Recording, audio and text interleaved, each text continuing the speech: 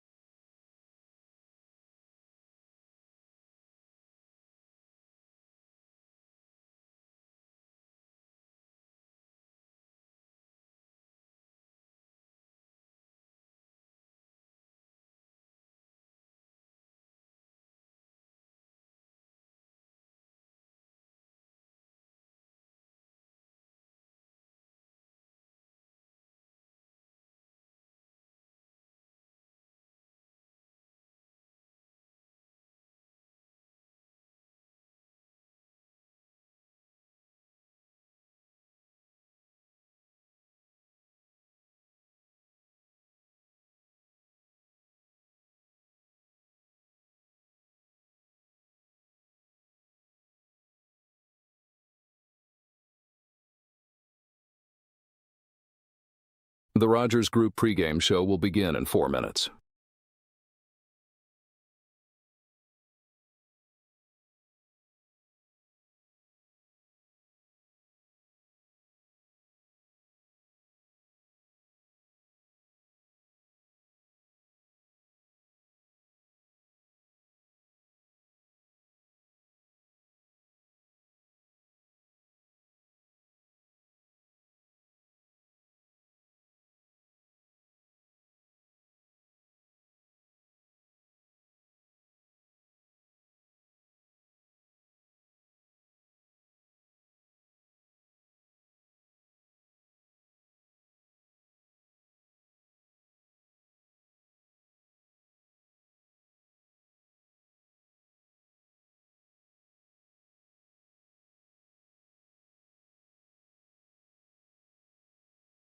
We're 3 minutes away from broadcast.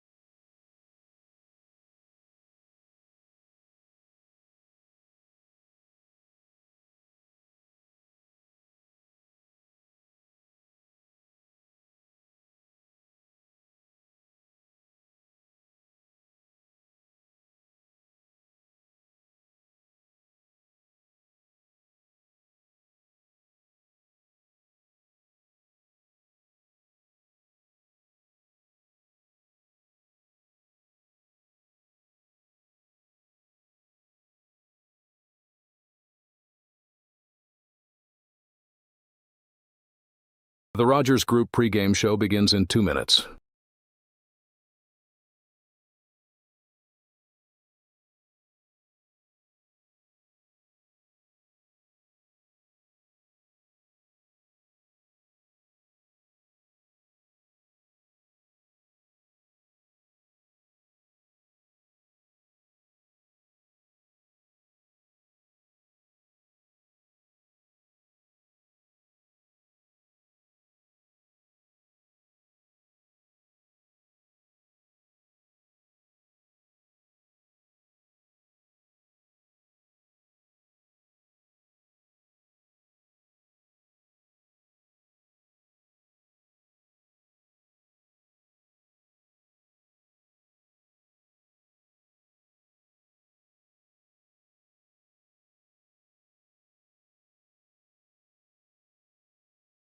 Stand by for broadcast in 60 seconds.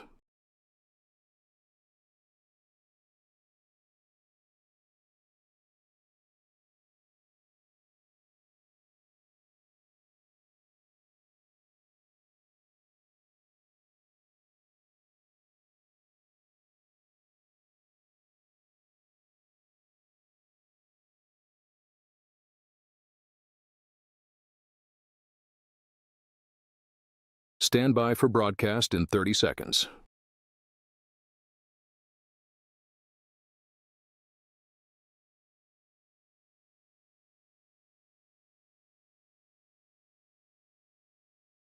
We're going live in 15 seconds.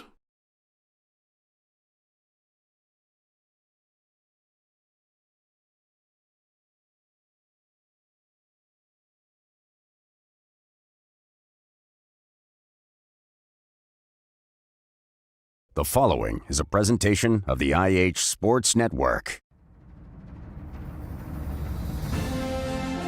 You're listening to the Monday Night Roundtable. For the next 2 hours, we'll talk local high school sports with the voice of the Oneida Indians, Tim Smith. 10-5, touchdown, Indians. Give me the corners. 2 scores, baby. Give me the corners. The voice of the Scott Highlanders, Rick Keaton. You throw the ball, has a receiver long upfield, chasing it down. Pitch made by Rylan Griffith. Take it all the way to the end zone. Produced by the IH Sports Network. The Roundtable begins now.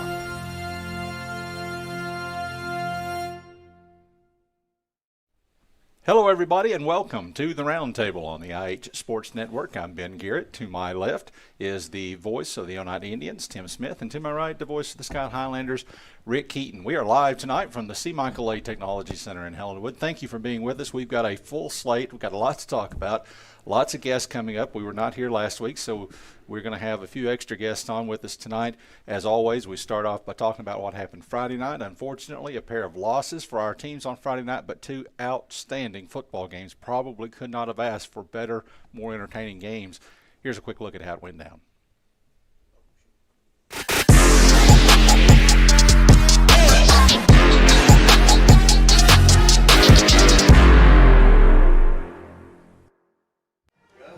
Snap, privet dropping. Here comes some pressure.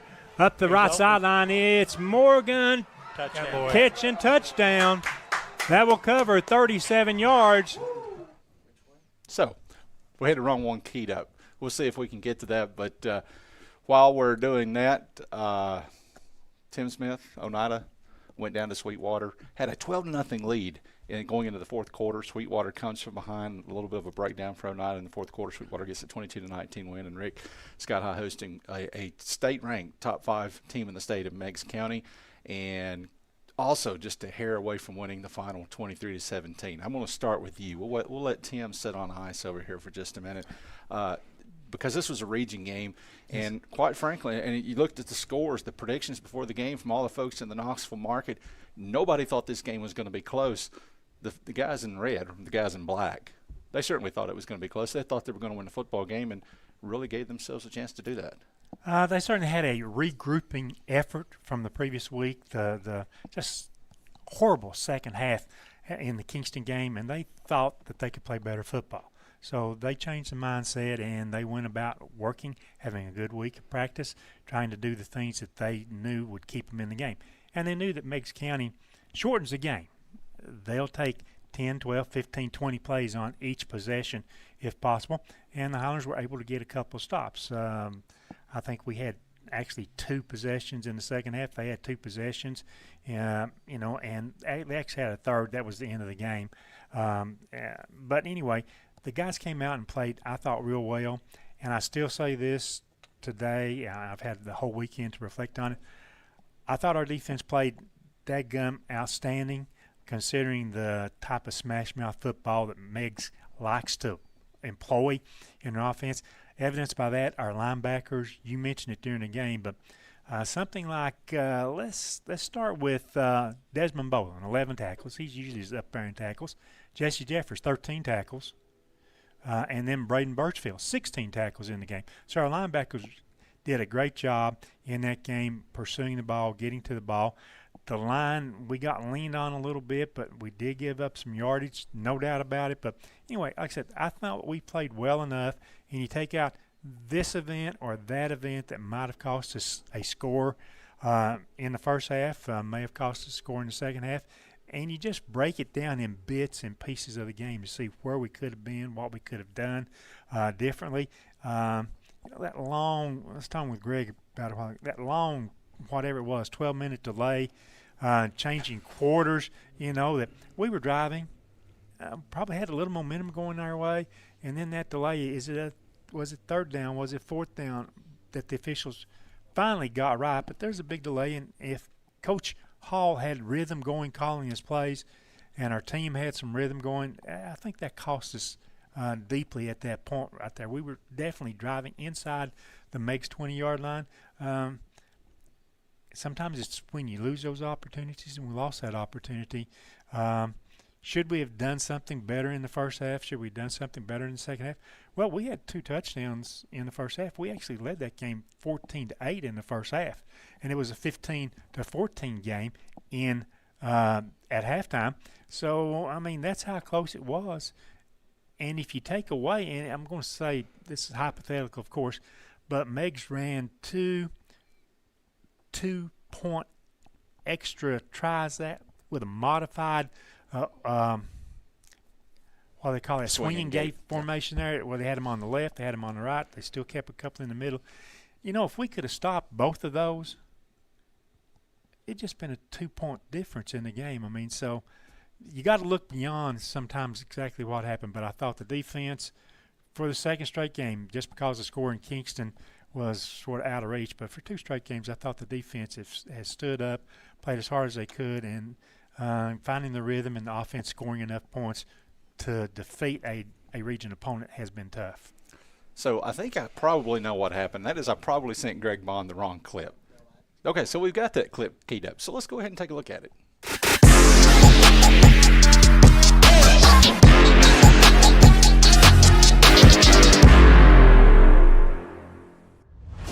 Field goal attempt from the right hash here to try to get on the board first for the Indians. Trying to capitalize on the turnover. The kick from Amarian is on the way, and this kick is good. Have some urgency here on this punt. You got to get it away. Jeremiah Paris deep to return. High snap. Gilbert gets it, and now Paris running to his right at the 10. He sees it roll, and Onata's going to stop it at the 1. Good pursuit down the field. Under center with a split backfield. Turns and gears. Oh, there it is. Backfield, and it's a safety. I believe it was the same play call on, guys. And this is Ryan taking the snap, gives to Gilbert through the middle. He's down to the 35-yard line, cuts out to the left, to the 30, to the 20, to the 15, 10, 5, touchdown, Ben Gilbert. No flags from the 15-yard line with 3:18 to play. Ryan looking left, stepping back, a little bit of pressure. Now he's flushed. Now he dumps it off to Drayton Wade. He's down to the 10, down to the 5, and into the end zone. Yep. Touchdown, Indians. I didn't see the signal initially, but. And we'll keep a tight end on the right side. Privet again with a keeper, cut, and that time he had to be in. Yes, so saith the official on the near side. Put it in end zone. Put it in end zone. Lynch Onside. with the onside kick. And the Highlanders pick it up. That's Lynch with the ball, isn't it? Yeah. Trying to pick up extra yardage down to about the 44-yard line. Even though he might have fumbled, we still get the ball. How about that? Right, Birchfield. Gutsy play call right there by Coach Billy Hall. That is a great job by Justin. He ran right up inside that thing. They practice that. They practice that. Again, the ball at the 23-yard line of Meigs County. We go trips to the right. Bond, the running back, to the right-hand side of Privet. Privet turns, draw, comes back to Bond. Bond has a nice break. Headed in the 5. The 10 steps out of the tackle. Touchdown. Michael Bond, 22 yards. Way to be, Michael. Way to block offensive line. Oh, boy. The placement, Lucas Newport. He's been doing it since his freshman year. The kick, Justin Lynch, and that's plenty good from here. Yes. No doubt about it.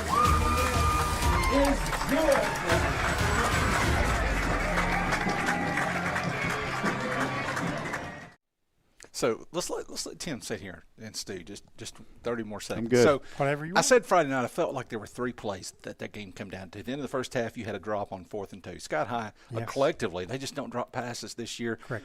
On that particular play, he's probably looking to see what kind of room he had in front of him. Michael Bond. He had a lot of room. Well, I wasn't going to say his name. Oh. But he had a lot of room He in knows front it. of him. It would have at least led to a field goal. May have led to a touchdown. Could have had to lead at halftime. Then in the second half, you have a 2nd and goal from the 1. You wind up having to settle for 3. Now, in the end, that one didn't matter as much. But then, of course, the big one, 3rd and 20 for Meigs County from the 5-yard line. They hit the 37-yard pass play just right down the seam. It was a great play by Meigs County. I feel like if they had not converted right there, Scott High, probably the way they were moving the football, they probably win the football game. We could have gotten pretty good field position, we think. Maybe the 50, 10 yards either side of midfield that time. And you just wait to see what happened. But the Meigs receiver made a good catch. We had 2 defenders in position. I think if either one of them had thrown this arm up or that arm up, might have been able to deflect the ball. And certainly, football comes down to a lot of luck, and one play here and one play there, and it makes all the difference in the final score. Yeah, just a fantastic effort. There are no such thing as moral victories in region play. There are, because now Sky High no longer controls their own destiny in the playoff race and all that. Right. But you can't talk about that game without talking about what a tremendous effort it was by the Highlanders. Tim Smith, if you'd have told me when Bill Gilbert cuts back across the green, goes 42 yards for a touchdown, that Oneida was not going to win that football game, there's no way I would have believed that. But give Sweetwater credit, because they responded against all that adversity with a huge drive to put themselves back in position, and then a couple of turnovers later, totally different ball game. Yeah, I mean, really, it felt like a totally different ball game up until Oneida got that punt. I mean, that ball game, until Oneida got the punt down on the one that you saw in that highlight, it was such a defensive battle back and forth. We had that field goal lead, and it looked like we were going to stay conservative. We were comfortable with where we were. Sweetwater was staying conservative. They were within 3. They I guess thought if we need to, we'll roll something out, and then, like you say, credit them, because we get that safety on them, go up 5-0. They have to kick to us with a short field, and Ben runs that touchdown. It is 10 seconds to go in the third quarter, and we're up 12-0. And in how that game had gone to that point, that looked like it may as well be 1,000,000-0. Right. And then Sweetwater comes out, and they start effectively passing, working their way down the field. I'm sure Oneida's defense changed their philosophy a little bit, just with a 2-score lead. They were just trying to protect on that first drive against a big play and make them take some time. They did take their time, went down the field, scored, and then they kick off to us. In the first play, the ball's on the ground. Not only on the ground, they pick it up, run it in, and kick the extra point, and they lead for the first time by 2. The Indians take the ensuing kickoff, first play, again, right on the ground. And Sweetwater gets 3 points out of it. So you saw in that highlight, it goes from Oneida up 10-0 with 10 seconds to go in the third quarter to down 22-12. We're working our way down the field, and we do get the score. Oneida responded, did a nice job driving down the field and getting the touchdown they needed. They just couldn't come up with that late stop that they needed against Meigs County. And, penalties are something that Coach May talked about. In the first half, we had a good drive going, got into Sweetwater territory in the second quarter, and we had 3 consecutive holding penalties to move us back to midfield and kind of destroyed that drive. And we just went into halftime with a 3-0 lead. But you think at the time, in a game like that, everything's going to be magnified. And it was. You got those penalties are now magnified. When you lose, everything you go back and you do the autopsy on the penalties, the fumbles, the missed opportunities. Did I play this right philosophically, defensively, offensively? All those things come to play. The nice part about it for the Indians is it wasn't a region game. But the bad part about it is now you've got to come off of that tough loss, and you've got to respond. And you're getting ready to play a team that controls its destiny. We do too. Oneida controls its destiny in the region. Polk County controls its destiny in the region. But you've got a Polk County team that's coming off a big win and coming in to Oneida for senior night. And a lot of, I thought it was going to be possibly Oneida and Eagleton for a region championship at Eagleton in the last week. And after watching Polk County and what they did to Eagleton, now it becomes Polk County. If they get this one, it looks like Tellico's down a little bit, and they're kind of playing for a region championship too. So we'll see what happens. Oneida would still have to finish off with Eagleton, but everything they wanted is still right there in front of them coming this Friday night. And that's the task for the coaches, is to flush that loss. We've seen it with both teams this year. They have a bad loss. The coaches have to forget last week. We got this week. So if the Indian coaching staff and players can find a way to get rid of that, understand that it didn't mean anything in your destiny as far as a region championship. You control your destiny starting here tonight. It's going to be a great Friday night, great senior night, hopefully. So far, Oneida has done a great job this year of responding when they coming off of tough losses. Of course, different circumstances, but they responded really well. So, and with that defense, obviously, you're never counting Oneida out of anything. Right. And that's the other thing about that game on Friday night. Until that first drive of the fourth quarter, Sweetwater hadn't even sniffed the end zone. They had never mounted a threat to score of any kind, and that defense from Oneida is the real deal. Still just surrendered one touchdown, right? And then gave up a field goal that was already on your side of the 50. So, nothing to hang your head about defensively on that. Even though I know Coach Martin, and he would say, no, we should have got that stop to give us a shot at the end. No, we should have done this and that. But the defense is going to be key. And that game the other night, Oneida possessed the football for 11 and a half minutes in the third quarter. Wow. And Polk County, that's what they want to do. So I was just saying, who knows? We may be out of there in an hour and a half Friday night with those two teams. All right, we're going to talk more about these games that are coming up Friday night and what they mean. Scott High's outside the region this week, but there is a huge game that they'll be keeping an eye on as well. The players and coaches won't be keeping an eye on it until after the fact. We will. We certainly will.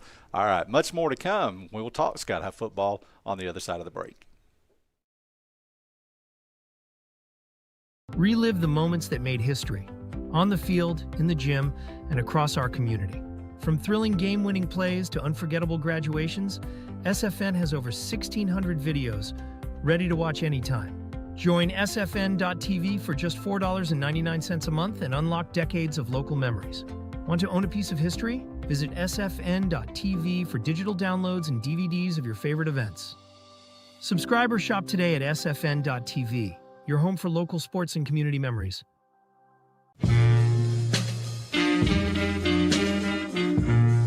When you need physical therapy, don't just think of sports injuries and post-operative care.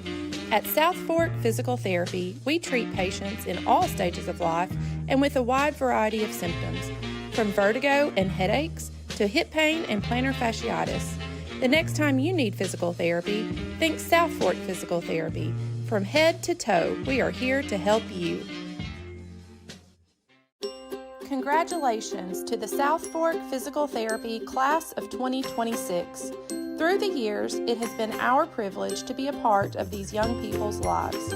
To all of these seniors, Highlanders, and Indians, we wish you a lifetime of health and happiness. Thank you for allowing South Fork Physical Therapy to be a part of your journey.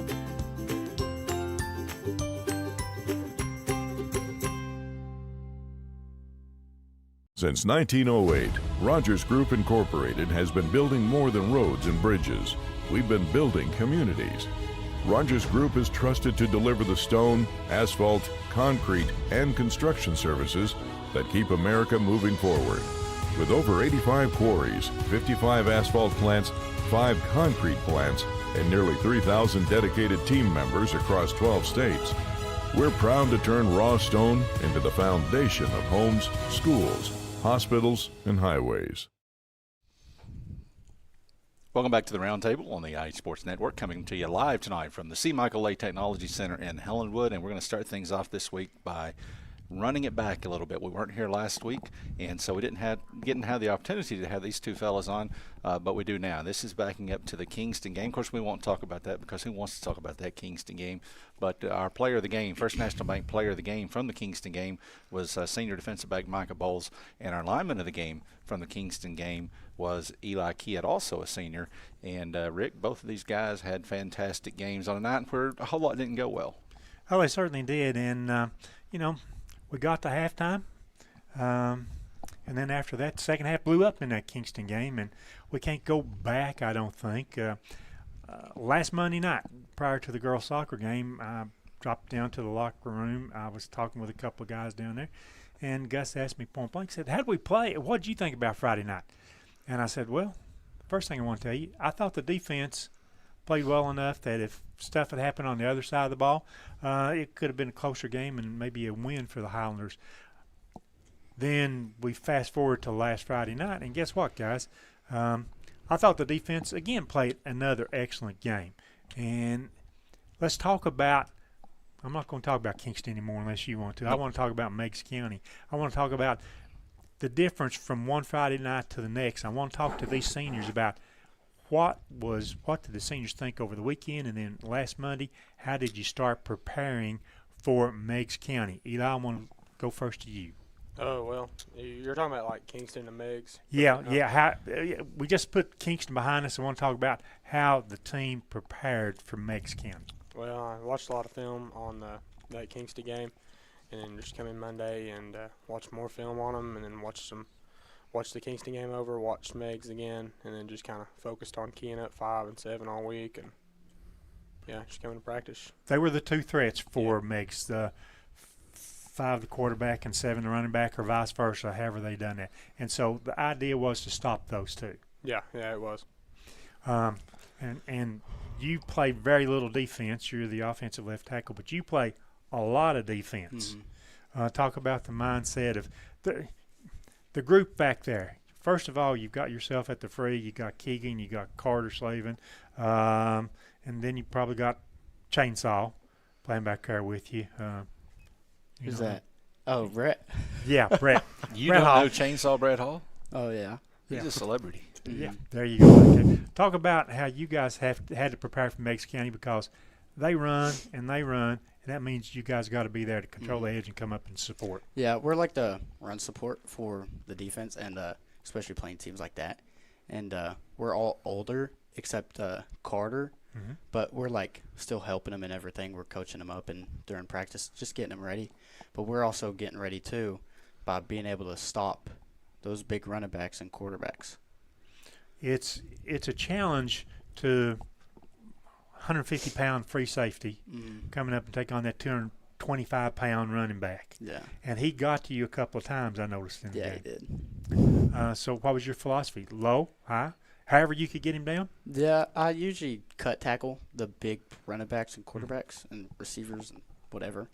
But I don't know. I just feel like I couldn't tackle as good as I usually did. The line, and I mentioned it right before you guys came in. The linebackers, I thought, done an outstanding job the other night. Yeah. Together, they total like 40 tackles in the game. So, what's it like that you've got, Micah, that you've got 3 pretty good linebackers in front of you each and every night? It's a big relief not having to, tackle or have the opportunity or chance to, get a tackle every single play. But I like having, I guess, a break, because I know that they're going to slow him down or at least tackle him before they get to, I guess, the secondary. Eli, did you play any on defense the other night? I You did, didn't you? Yeah. What's it like? I mean, up until the last couple of games when we just needed bigger size on the defensive line, what's it like now when you got to play every snap on offense and then you got to put a few plays in on defense, conditioning-wise, and how you prepared for that role? It's tiring. Earlier in the season, I was really gassed, but towards the end of the year, I've been okay with it, not as gassed as I was. With yourself and with Mason Llewellyn, he spends a lot of time on the defensive line. I'll just call him out. You guys have to play both roles, offense all the time and over on defense. Talk about what it is to try to get this defensive tackle rotation going. Well, it's just there's normally about 3 or 4 of us. There's the offense that plays offense and defense, me and Caleb and Mason, and then just Kennick's part, and he just plays defense. But normally it's just me, Caleb, and Mason rotating at D-tackle just all throughout the game. Do you have a preference, offense, defense? Offense. Offense? Of course, that's what you've played. I guess you've been a 3-year starter? Yeah. 3-year starter at the left tackle the whole time. Okay. What about that defensive front? Because I think we've got 2 really good ends most of the time. Braxton Potter, and you've got Houston Stanley on the other side. Those guys got pretty good motors to get upfield, do they not? Yeah, they do. They have really good motors. Is Braxton's goal to get to the quarterback each and every play? I'm not 100%. You have to ask him. Have to ask him. I'll do that sometime. It just seems like he goes with a different motor there like that. And I'll ask Houston a little later about that because he'll be on there. we were so close to Meigs County. Maybe a field goal here, a touchdown there. If we played them again, is it possible that we could put forth the same effort and have a little better outcome? Mm-hmm. Yeah. How about you, Eli? Yeah, it's possible. Now the $1 million question: if we play Kingston again? Yeah, if we played Kingston again like we did Friday night, I think we'd beat them. I believe I said that after the game. Their effort against Meigs was good enough that would have kept us in the game against Kingston. I'm pretty sure about that. We're not jumping ahead on games or anything like that, but you've got Wartburg this week, non-region game. Quick rundown on what Wartburg does. I don't know. I think they run a lot. Yeah, they're a run-heavy team. Obviously, you watch more video than Micah does. Yeah, they're a run-heavy team, and they're like a 4-2 on defense. I think that's really all I know.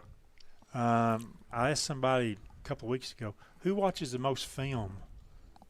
It's not film anymore. Who watches the most video of our opponents on our team? Desmond. Yeah, Desmond. He gets that nod from everybody. Does he walk around bragging about it? How do you know he watches that much video? He talks about it all the time. He just knows everything. He knows it. Yeah. And he does talk about it all the time. I hope we have him on the round table before this year's over with one more time. He would be something else there like that. But you've got 2 more games left, seniors. Suddenly, I began to feel this season has really gone by fast. What's your thoughts? Yeah, it's flew by. It really seemed like yesterday was week 1, and now it's, week 8, week 10, week 9? Week 9? Yeah. I guess we were back in August. Seems like just 2 weeks ago. Yeah. How about you as another senior, Michael? I think since we're winning a lot more, it makes it like funner, and when you're having fun, time flies by. So, 15 seniors on the team. Anyone or more that you want to give a big shout out to? They don't have to be your best buds, but just give a shout out to some of them. I give that Big Birch, Braden Birchfield. Braden Birchfield? 16 tackles the other night. Probably Wyatt. Wyatt Lloyd? Yeah. Is that because he's sitting back there? No. Okay. I just wanted to check that out just to be sure. But he's pointing at you or me one back from back there, so I don't know. But they're the seniors. Massive senior class. And from everything I know, a good bunch of leaders, but a tight bunch of players. Not just as seniors, but it seems like the whole football team is very tight, very focused each and every week. Am I wrong? You don't have to be afraid to hold back. No.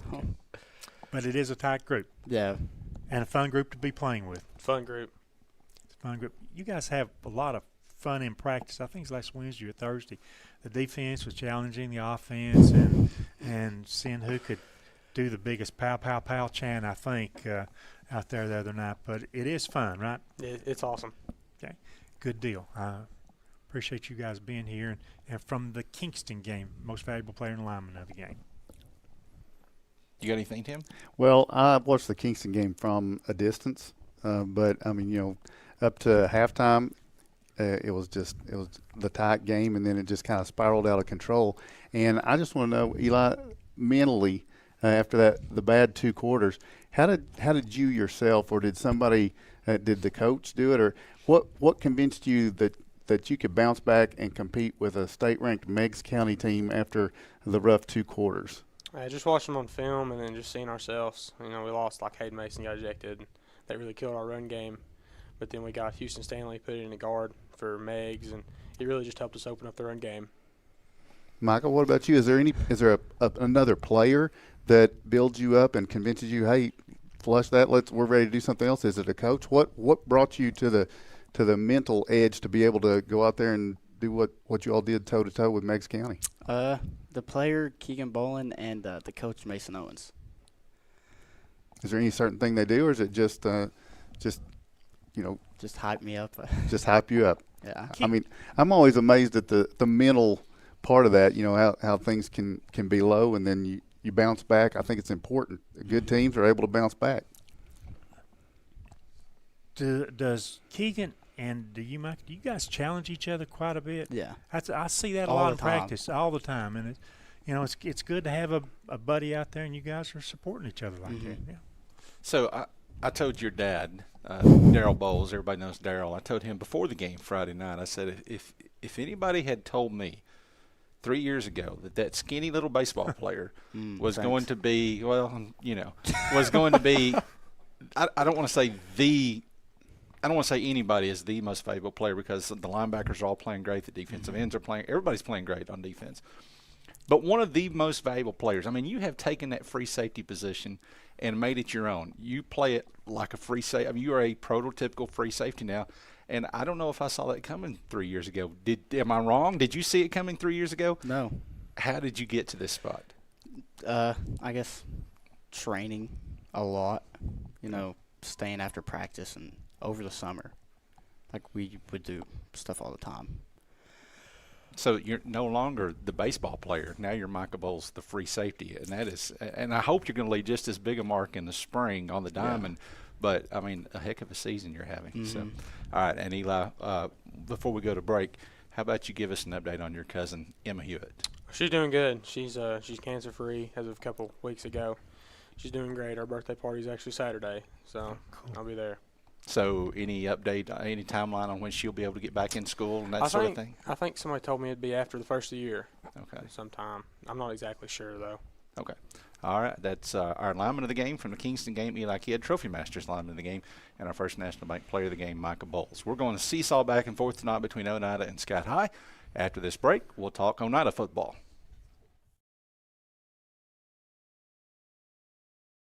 El Rey is Scott County's home for great Mexican flavor. Located in Oneida Plaza, we're just up the sidewalk from Walmart. From our fresh chips that are made daily to our chicken or beef fajitas that are big enough to share, El Rey uses the freshest ingredients to serve authentic Mexican dishes that will be a hit with the entire family. Stop in before the game on Friday or pop in on Saturday and watch college football on one of nearly a dozen screens while you eat. That's El Rey Azteca, open until 9 p.m. Sunday through Thursday and 10 p.m. on weekends.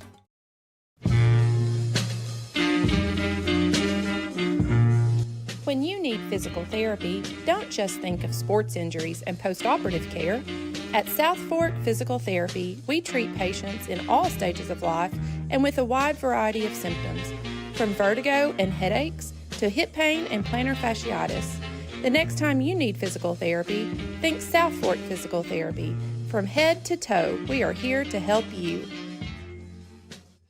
Since 1908, Rogers Group Incorporated has been building more than roads and bridges. We've been building communities. Rogers Group is trusted to deliver the stone, asphalt, concrete, and construction services that keep America moving forward. With over 85 quarries, 55 asphalt plants, 5 concrete plants, and nearly 3,000 dedicated team members across 12 states, we're proud to turn raw stone into the foundation of homes, schools, hospitals, and highways. The superior technology of fiber optics carries a communication signal that is more robust and reliable than older technologies. Connecting homes and businesses directly to fiber optic networks enables enormous improvements in what bandwidth devices are capable of delivering. Experience Highland Communications' world-class broadband, delivered over Highland Telephone Cooperative's fiber optic network to make your online experience extraordinary. Highland Telephone and Highland Communications. World-class connections with a local, hometown touch. Welcome back to the Roundtable on the IH Sports Network. We are live from the C. Michael Lay Technology Center in Helenwood. That's Tim Smith. That's Rick Keaton. I'm Ben Garrett. And now we're joined by our superlatives from the Oneida Sweetwater game on Friday night. We've got our Trophy Masters lineman of the game, Reese Lamb, for the second time this season. Reese Lamb named lineman of the game. And also for the second time this season, Grady Keaton is our First National Bank player of the game. And Tim, I was putting Grady's accolades from Friday night on the social media post that we made late Friday night, and I guess I'm going to say it was because it was so late at night. I didn't put what was probably his biggest play of the game. Certainly the kickoff return was big. The catches were big. But hustling down the field and downing that punt at the 1 yard line, I just completely neglected to even mention that. So, Grady, my apologies. No problem. No problem. And that was our play of the game. It's what kind of looked like it. Grady gave Oneida the momentum that was going to be needed to just polish off Sweetwater. We had played those most of 3 quarters, and we had the field goal, and it looked like it was pretty safe. Both teams were playing it pretty safe, maybe going to try to spring something late. But then being made that punt. You got down there and downed it, and then we come up with the safety. Now, I didn't play. Okay, I'm there with guys that played, but the announcer in me thought the way this thing's been going, that's enough probably. Yeah, that's exactly what I thought. I remember looking at the fans in the stands just going crazy after that safety, and I was like, we got this one sealed. And then we got the kickoff, and Ben runs it into the end zone, and I really thought, no. I was like, no way. What's the ESPN, that little meter that shows the percentage of a probability of a win? I don't know what it would have been, but it was huge. Talk about that next drive, Sweetwater, and the philosophy while we were working against the Wildcats. They really hadn't put it in the air much at all that night, but they started to take some just small chunks. Well, it looked like they started spreading it out more in the fourth quarter. That started working for them a little bit better, but, I think they only had 30 rushing yards total. Mm-hmm. And I think they went like a trip set, and that was probably their best set. And they were kind of got a good yards out of that set and just started pushing it down the field, and they got that first touchdown. So that really worked well for them. Reese, talk about that third quarter, it was dominated by the Indians. You had the football on one drive for almost 11 and a half minutes, working your way down the field. Talk about, as an offensive lineman, how that felt to just kind of constantly keep getting the first downs and moving the chains.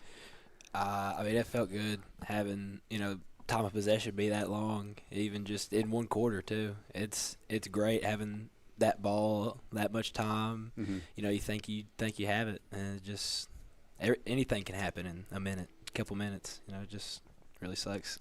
Yeah, normally it's one of those things that coaches, especially these days. I don't know that when I first started calling games a few years back that people were keeping up with who ran the most number of plays or things like that. But certainly time of possession always was something that was a big deal. But talk about when we got that 12-0 lead. Did you feel like, oh yeah, this one's pretty well there? Yeah, I was in when we got that safety, and coming off that field with that safety, everybody was excited, and and then after the touchdown, it was even better. It felt like we had it right there, and I felt like even if we just kept those 12 points that we had, I think we could have had that game. So, and we'll get to the mentality part of it here in just a minute. I want to talk about, but let's now fast forward. They have the drive, mistakes are made, and we find ourselves now down 10 to Sweetwater, 22-12, Grady, and they kick to you, and you get a big kick return. Talk about how that was set up and what you were thinking as that ball was coming your way. I was honestly, I ain't gonna lie, I was gassed, but I was just telling myself, I got to make a play here and try to get us in good field position. And he was a good kicker. That ball felt like it was in the air for about 10 minutes. Yeah. So it was just, but I just got it and just tried to make one cut and run down the sideline as fast as I could. So you get us up to midfield and give us a shot. There's still a good amount of time on the clock. Reese, talk about that drive, and it caps off with a touchdown pass to Drayton Wade. Seeing it, seeing it was beautiful because we were, throwing the hitches, getting out, getting time. Time was on our side, and then right over the middle, Drayton Wade into the end zone. It felt like we got through it quick, and I knew that if we got this ball back, we could do the same thing. All right, so there was the key. You were going to have to give them the football back, and really, whether you kick deep or whether you kick on sides, which the Indians chose to kick on sides, the gamble was you had to be able to stop them and have some time on the clock. So talk about that effort to try to stop Sweetwater and get the ball back. Well, I felt like we did a good job at first. They really didn't do anything the entire game. As far as running the ball, they really didn't even have a good offensive game statistically. But, we held them. I think it was like third down when they got that face mask, mm-hmm. and that gave them that first down. So they just, I think, need it right after that first down. And that was a tough penalty. Now, when I watched it, just to the naked eyes, I watched it. It didn't look like, sometimes you'll see a face mask that is somebody, they're just carelessly grabbing a face mask. To me, it looked like that particular face mask, he was just trying to get him and get him down. I didn't see any malice in that. But, Reese, let's go back to there was a series at the end of the first half where we had consecutive holding penalties where it looked like we were going in and then we moved backwards because of that. Yeah. So those penalties, when you lose, you look back on all these little moments. Talk about that. Ended up, we had the first down. We ended up getting 3rd and 36 or something like that. I mean, it really hurts you. You know, you can't really do much with that kind of field position. Yeah. Going from across half field down to, it was like the 30 or the 40. Yeah. And it just can't do much. And it's one of those things that if you win, you know, you kind of push it to the back. But when you lose, every single one of these things, it adds up and you start thinking about them. So now the mental part, and I'm going to start with Grady on this one. Coming back from that, as disappointing as that was, it's not it doesn't carry the importance that this week does. You've got a Polk County team that, this is my opinion, okay? Watching early in the year, I thought, oh, they may be the 4th best team in this region just from watching scores and watching things that go on. And now they're coming in Friday night, and they're looking like the best team in the region, given their performance against Eagleton this past Friday. So you played Polk a couple of years. Talk about Polk County and what it's going to take to get to get past the mental loss of Sweetwater and to get a win against Polk County. We got to stop their running back. He's a tough runner. I mean, I think they are heavy run. They hardly ever throw it, and we just got done watching film. They just kind of, mashed Eagleton. They just ran it every down. Just Eagleton really didn't have no answer. They were up 23-0. I think was at halftime for 17-0. So they were up really quick, and I think if we stop that, and I mean we played a good defensive game against Sweetwater. Right. Just mistakes got us, but I think if we can get our offense going, score some points, and just play like we have been on defense, I think we'll be fine. Reese, the challenge, if they're mashing on people, you're one of the people they're going to want to mash on. How do you counter that? I mean, I just mash them back, It's what you got to do. It's big on big, best on best. You just got to attack them same way they're attacking you, and try your best to get through that line, get the tackle, get on somebody, plug up a gap. Just let the linebackers do it. Just help in any way you can. Are they big with misdirection, or are they just going to come right at you? They run buck a little bit, but from what I've seen, it's mostly like bob and powers and stuff like that. So they're just going to try to make you stop them. Mm-hmm. Yeah. So penalties in a situation like that. Talk about what a penalty can do, and likewise, if you're good enough to cause them to hold you, that can blow up their whole drive if they're run heavy, right? Yeah. So how do we stay penalty free? I think we just need to be more disciplined than what we have been. Especially some of those holding penalties, we didn't even need them. Like plays already all the way down the field, we get those holding penalties about 5 yards down the field. It really sucks. We just need to understand the situation and perform better. And it doesn't even matter, because I'm thinking of a couple on that particular drive that, I mean, I've seen it happen every play and a flag doesn't get thrown. But, I mean, it's just you got to go over and above to be clean on this one, right? Mm-hmm. Grady, Micah Bowles was on this last segment. You're back there at safety. To me, that is such a to me it would be intimidating. To you guys, you seem like you thrive on it. It's if you don't get them, they're probably gone a lot of times on a play. So what is it? Do you feel pressure every play, or do you just feel like it's an opportunity? A little bit of pressure. I feel a little bit of pressure at each spot, offense too, but I usually just take it as an opportunity. I played corner against Sweetwater. They had me on number 2, just man-to-man the entire game, and I liked that. I enjoyed just lining up in front of somebody and just following him wherever he goes, and that's my one assignment. I like that. Because he was their top option, going in. So now so Friday night we got Polk County coming in, and offensively, how do you attack them? I think just throwing the ball. I think Eagleton found something in the second half. Like I said, Polk was up 23-0 at halftime, didn't score the rest of the game. And Eagleton their pass game started working. We got to be able to run the ball too, but I think we could throw it on this team if we could find some things that start working. All right. What do you think, Reese? What's the key to offensively scoring more points? I think passing the ball will work quite a bit. They run 3-3 stack. Sometimes they run a 4-4 stack, and when they're in that 3-3 stack, I think passing the ball is probably the best option we have. But running the ball does work as well. We need to get that going, make sure we can actually use it.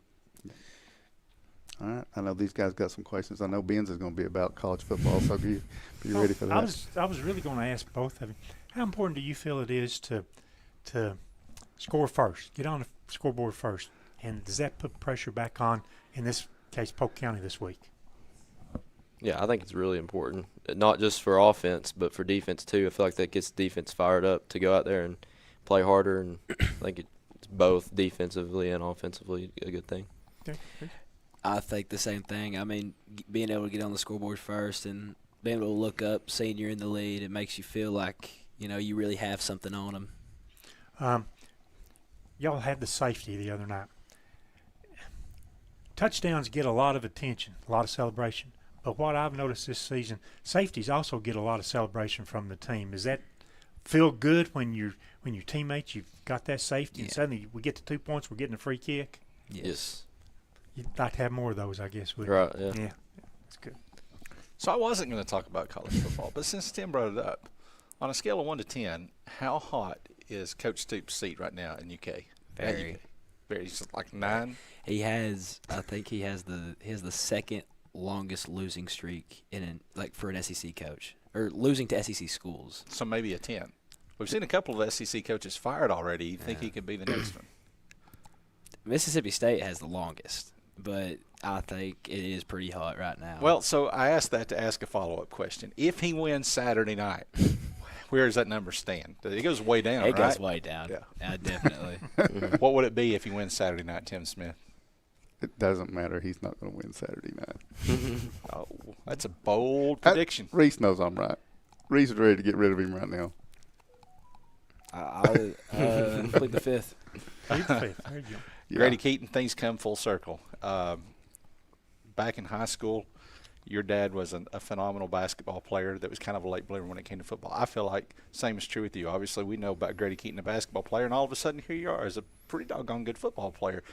Now, your dad was a kicker, not a receiver and a safety, so there are differences there. But so where did this growing up, go back to 4th, 5th grade, did you think I'm going to play football down the road, or was it all basketball, and where did the decision to play football come from? I definitely thought I was going to play football because all my friends – the only thing I remember about elementary school was just playing recess football, and we all loved it. And I was like, yeah, I'm definitely going to play this later in life because I really had fun with it. So. Okay. And so I asked that because this just my curiosity. I wondered, so Coach Rusty Yaden at Sky High, he texted me all during the soccer season, wanted to know how the soccer games was going, and I knew what he was wanting to know, and that is, are my key players staying injury-free in the soccer games?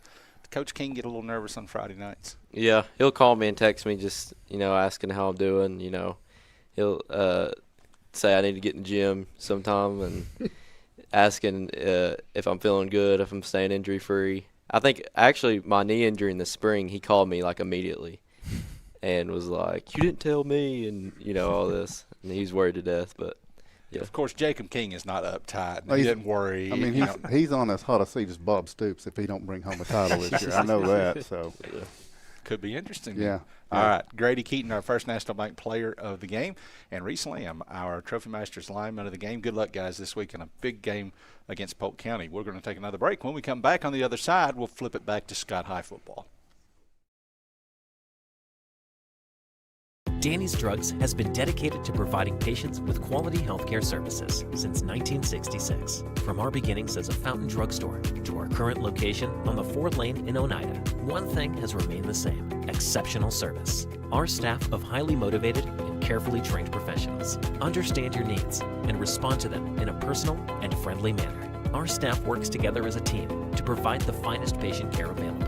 That's Danny's Drugs, putting patients first since 1966. Since 1908, Rogers Group Incorporated has been building more than roads and bridges. We've been building communities.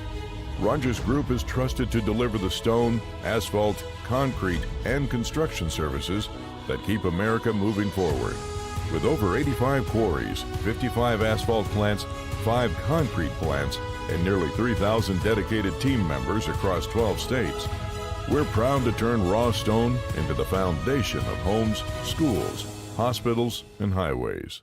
Danny's Drugs has been dedicated to providing patients with quality healthcare services since 1966. From our beginnings as a fountain drugstore to our current location on the 4th Lane in Oneida, one thing has remained the same: exceptional service. Our staff of highly motivated and carefully trained professionals understand your needs and respond to them in a personal and friendly manner. Our staff works together as a team to provide the finest patient care available. That's Danny's Drugs, putting patients first since 1966. El Rey is Scott County's home for great Mexican flavor. Located in Oneida Plaza, we're just up the sidewalk from Walmart. From our fresh chips that are made daily to our chicken or beef fajitas that are big enough to share, El Rey uses the freshest ingredients to serve authentic Mexican dishes that will be a hit with the entire family. Stop in before the game on Friday or pop in on Saturday and watch college football on one of nearly a dozen screens while you eat. That's El Rey Azteca, open until 9 p.m. Sunday through Thursday and 10 p.m. on weekends. Welcome back to the Roundtable on the IH Sports Network. Tim Smith, Rick Keaton, Ben Garrett, Justin Lynch, our First National Bank player of the game from Friday night's game against Sweetwater as we flip back to Scott High, and Houston Stanley, our Trophy Masters lineman of the game. Rick Keaton, both of these guys outstanding games on Friday night. Scott High was down a player, of course. They had the ejection against Kingston. Short an offensive lineman. Houston Stanley's been having a great season at defensive end. He had to slide into that offensive guard position. I think he passed the test, don't you? I think he passed the test. I talked with the coaches. They think he passed the test too. And meanwhile, the guy to my left, he has hit some big field goals this season, but Friday night I felt like kind of a breakout game for Justin Lynch and all the different things that he did. And, of course, the biggest thing was the onside kick and recovery. You just have to go to practice sometimes and watch Justin. All he does is kick the ball. Matter of fact, I think Coach Hall told him he needed to tone it down a little bit, and instead of 60 kicks a day, tone it back to 25, right? Yep. And he was wearing himself out. He was kicking the ball so much. But I want to start with Houston. Played a little bit offensively as a tight end earlier on in the season.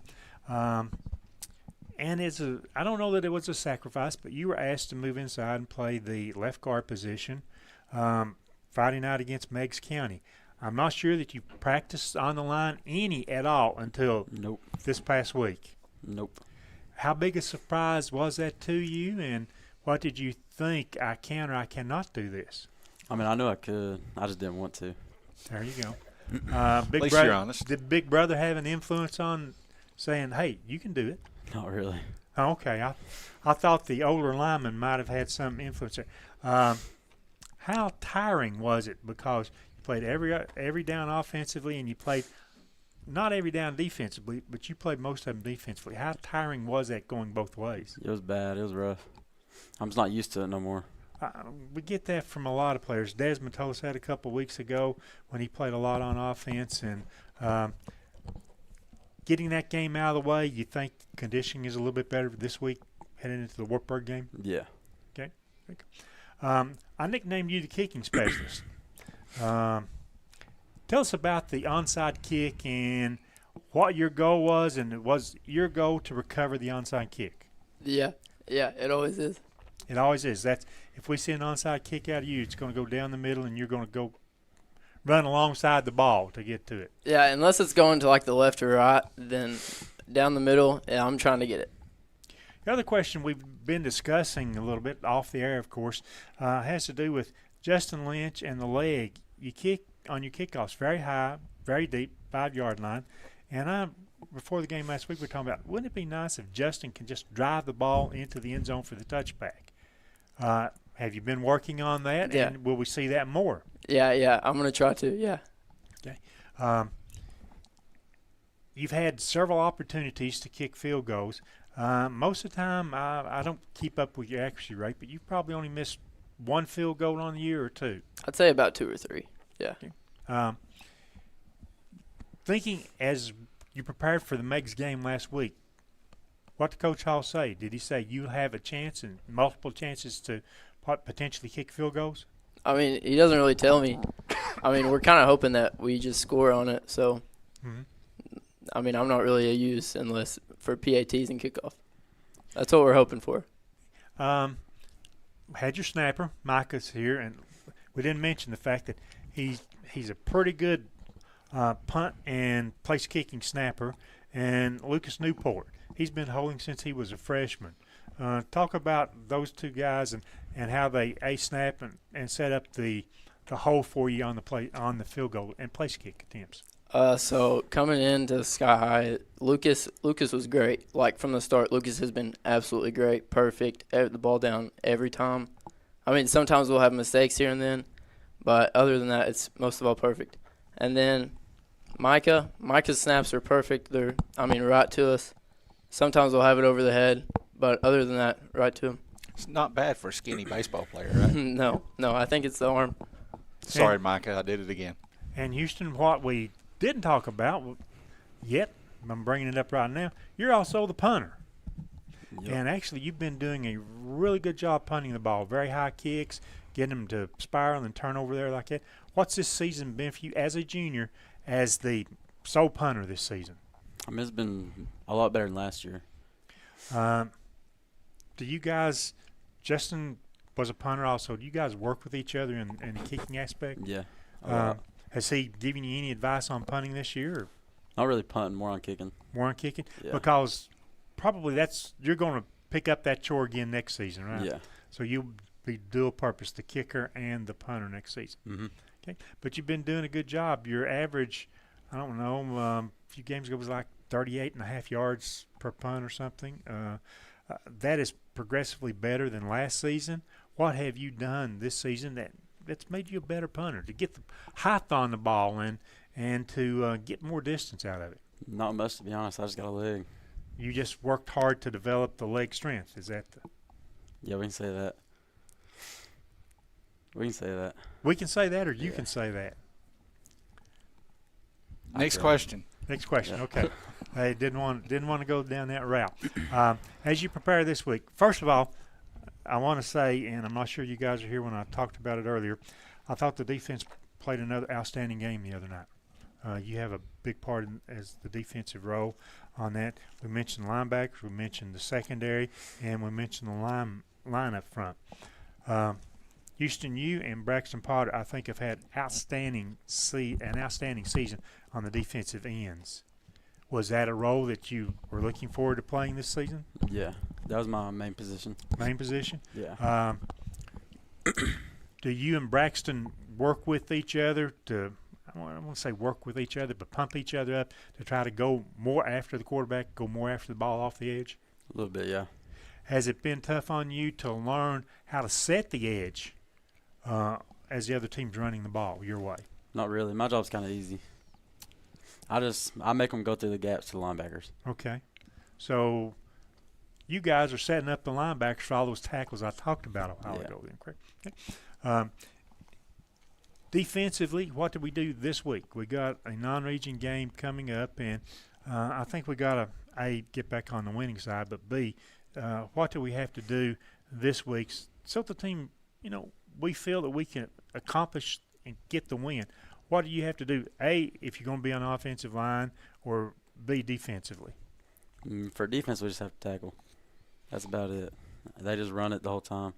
Offense, we just got to play offense, just like we have all year. Mm-hmm. Do you think you'll play a lot more on the offensive line this week? I hope not. You hope not? Coach Hall, I'm sure you're watching. He's sending you a very subtle message. Thanks for me asking that question there. But you'd like to go back to the tight end position and get a few reps there. I wouldn't care to, yeah. Yeah. I mostly care about defense. Defense? Yeah. It's a good defense this year. I think we've got a good line, linebackers and secondary. Let's get your take on the defense. We're just a lot more physical. We know how to tackle this year. Last year we couldn't wrap up. Michael was up here a while ago. Is he the most improved tackler on the defensive side of the ball? 100%. 100%. Yeah. He comes hard at him, does he not? And yeah. creates some turnovers, and that's important. Justin, what do you want to do the rest of the year? 8 field goals, bunch of kicks into the end zone for touchbacks? What do you mean?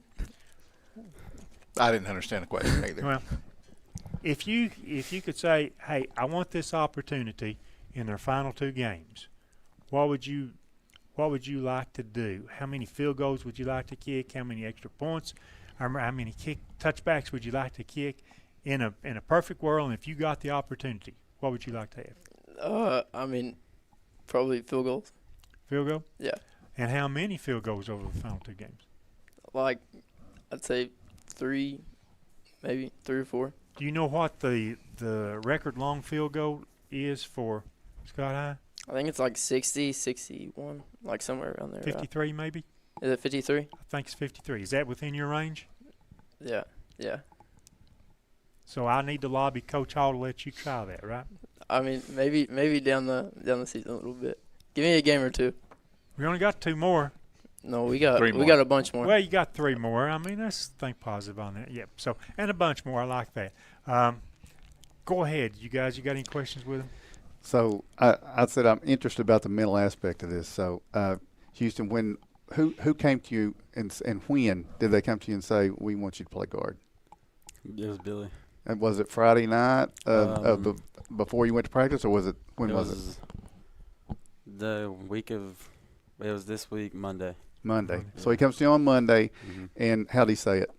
He just came up to me, just put his arm around me, and said, "You know what it is?" Nah, I already knew. Because he knew you weren't going to like it. Yeah. But you agreed to do it. Yeah. Hey, let me tell you another story about this right here. Coach Hall wanted to wear red jerseys last Friday night, except there was one problem. Every red lineman numbered jersey that we had was way too big for Houston. So what was that like? You know, you're getting ready to play a top 5 ranked team in the state, and now we want you to try a new position. Did that even flash in your mind, or did you just think I just got to go out and do it? I thought it was just gonna be a 1 week thing. To be honest, I just want to get it over with. I mean, I was wanting to win, but I just want to get that position over with. Did it go about as good as you could have expected then? Yeah. Okay, Justin. And I'll preface this by I've got a couple of questions, but one, do you play NCAA football? I used to, yeah. You don't play this year's? No. Okay, because I was going to ask you what's harder, kicking on it or kicking in real life, because kicking on it. Yeah, sure. okay, kicking I agree with that. No doubt. So for a game-winning field goal, how do you approach that? What's going on in your mind? Do you want to be around people? Do you want somebody saying something to you, or do you want to you get off to yourself? And what are you doing? I try to get off to myself. I try to just stay alone and honestly just think about nothing. Just think about the ball and the field goal. Okay. Hey, I got a question I want to come back to Houston with right here. That delay, deciding if it was 3rd down or 4th down, we had things rolling. We were moving the ball well downfield. It seemed like Coach Hall was in rhythm calling his plays. Maybe it didn't affect the team at all.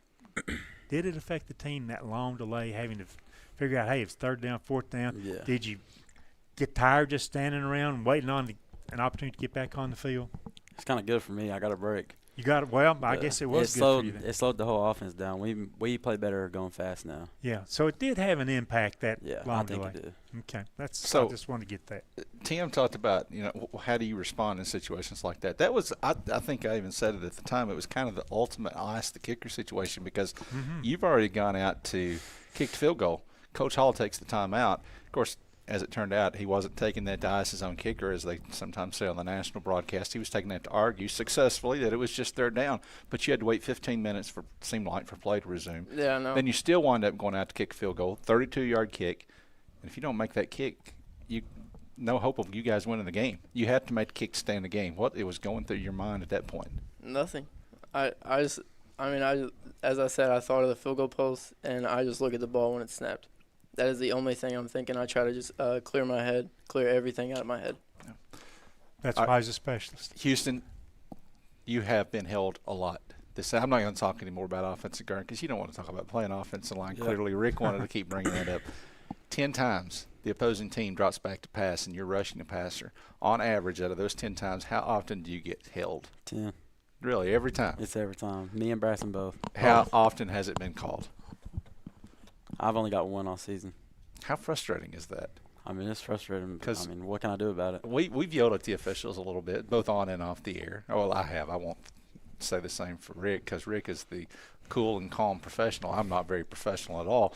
But, yeah, you guys are getting held a lot. So, I mean, what would your numbers be like? What would your sack numbers be like if you weren't getting held on every single play? I don't know, because we don't play like a lot of passing teams. Mm-hmm. But I mean, but tackles for loss would be in play definitely. Yeah, 100%.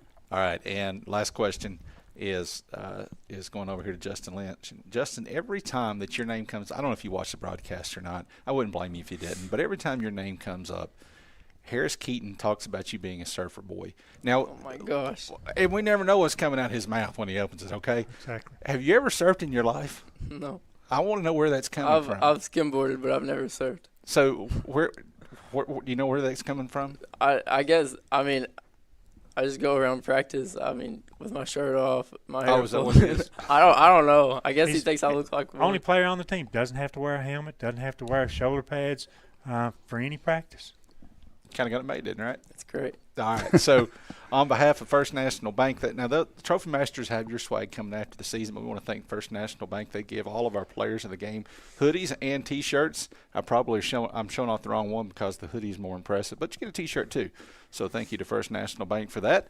Our First National Bank player of the game, Justin Lynch. Our Trophy Masters lineman of the game, Houston Stanley. One more break. When we come back, we're going to not the last break, but when we come back, we're going to talk to our One Bank of Tennessee scholar athletes.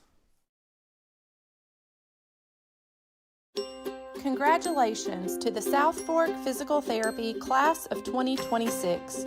Through the years, it has been our privilege to be a part of these young people's lives. To all of these seniors, Highlanders, and Indians, we wish you a lifetime of health and happiness. Thank you for allowing South Fork Physical Therapy to be a part of your journey.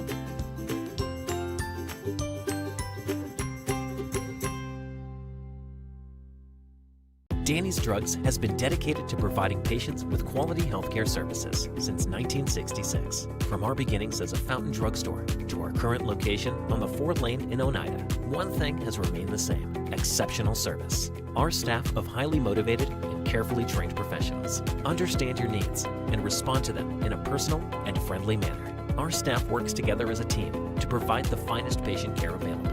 That's Danny's Drugs, putting patients first since 1966.